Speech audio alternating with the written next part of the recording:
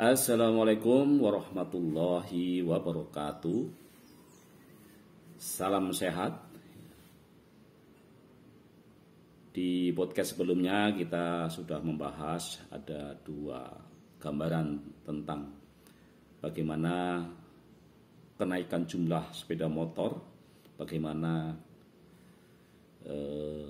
kecelakaan sepeda motor menjadi penyebab utama kematian pada remaja, dan juga faktor-faktor yang mengakibatkan mengapa remaja ini banyak yang harus meninggal, harus cacat dikarenakan sepeda motor tadi.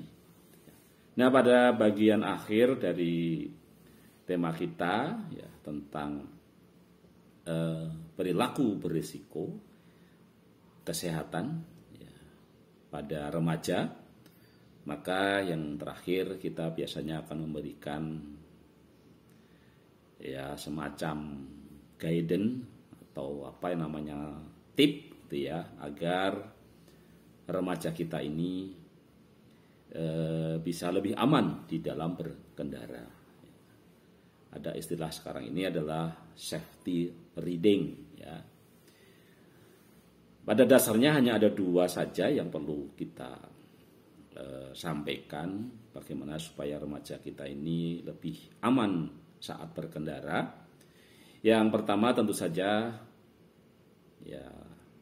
remaja akan aman berkendara jika dia sudah punya umur tertentu Kalau di negara kita itu harus sudah punya KTP Jadi usianya minimal 17 tahun dan kemudian dia punya hak untuk bisa memiliki surat izin mengemudi.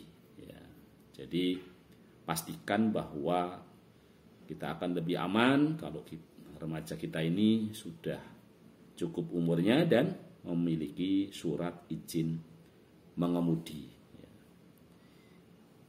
Nah, memang tentang SIM ini saya kira kita sudah menjadi rahasia umum bagaimana banyak remaja kita memperoleh SIM ini bukan atas dasar keterampilan, bukan atas dasar pengetahuan tetapi banyak yang menggunakan cara-cara yang salah sehingga tidak menjadi jaminan remaja yang punya SIM kemudian dia memiliki pengetahuan dan keterampilan yang cukup untuk bekal berkendara sepeda motor dengan aman Jadi saya sebenarnya punya usulan bagaimana praktek ini itu bisa segera dihentikan karena ini kan sebenarnya adalah praktek yang salah, dan kadang-kadang kita menjadi wajar kalau banyak remaja kita mengalami kecelakaan karena memang pengetahuan dan keterampilan remaja kita berkenaan dengan sepeda motor ini memang sangat rendah Kenapa demikian? Karena tadi memang sudah punya SIM tetapi istilahnya SIM-nya nembak atau apalah Dan usulan saya sebenarnya bagaimana remaja kita ini ketika mau punya SIM janganlah ada praktek-praktek seperti itu Akan sangat lebih baik kalau kepolisian atau institusi apa saja Jadi mereka yang ingin punya SIM itu harus melalui semacam pendidikan, pelatihan atau kursus walaupun mungkin sebentar sehingga pengetahuan tentang rambu-rambu lintas cukup pengetahuan tentang berkendara cukup, dan juga bagaimana keterampilannya mengendarai ini juga cukup Dan tentu saja akan tergantung pada setiap individu Jadi mungkin ada yang cukup dilatih dengan 1 jam 2 jam sudah cukup tetapi kan setiap individu punya kemampuan yang berbeda, mungkin ada yang perlu 1 hari, perlu 2 hari, karena memang manusia tidak sama Nah, tapi jadikan itu syarat Jadi tentu untuk itu perlu ada biaya gitu ya. Itu sangat wajar gitu ya. Tetapi bukan biaya-biaya, jangan sampai kita hanya mengejar namanya SIM atau sertifikat, tetapi isinya tidak ada gitu ya. Jadi kita lebih kadang-kadang sertifikat itu perlu kita isi dengan itu gitu ya. Kemudian yang kedua, tentu saja yang paling penting, hanya dua itu saja ya. Yang kedua adalah bagaimana remaja ini harus menerapkan yang namanya standar keselamatan berkendara. Ya. Jadi ini harus diperhatikan baik-baik ya. Apa sih standar keselamatan berkendara itu? Yang pertama, ya harus membawa surat-surat lengkap. Jadi kalau kita berkendara, ya tadi harus ada SIM ya, dan STNK. Itu yang paling standar gitu ya. Jadi rasa aman itu sudah ada gitu ya.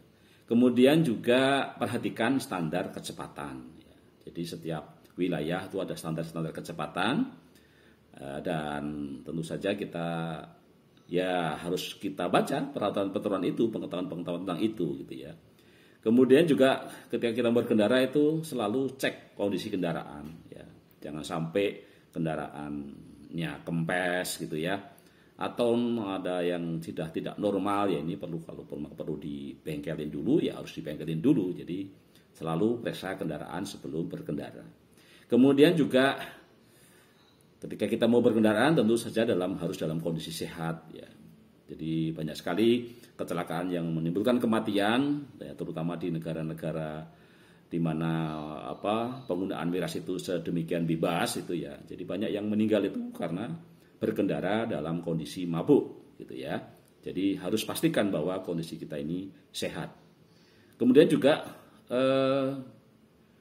jangan menggunakan alat komunikasi saat berkendara. Nah, ini kita bisa melihat ya di mana-mana banyak anak remaja yang kemudian sambil naik motor membalas SMS, membalas WA gitu ya. Jadi ini tolong ini bisa dihentikan dan karena itu sangat berisiko sekali.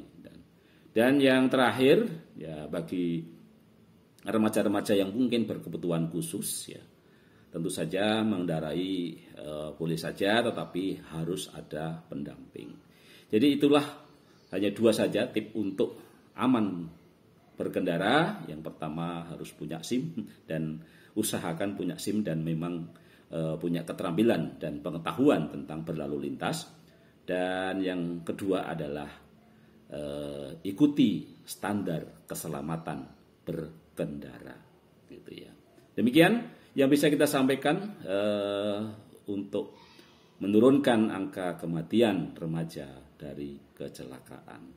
Sekian, salam sehat, sehat fisik, mental, sosial, dan spiritual. Wassalamualaikum warahmatullahi wabarakatuh.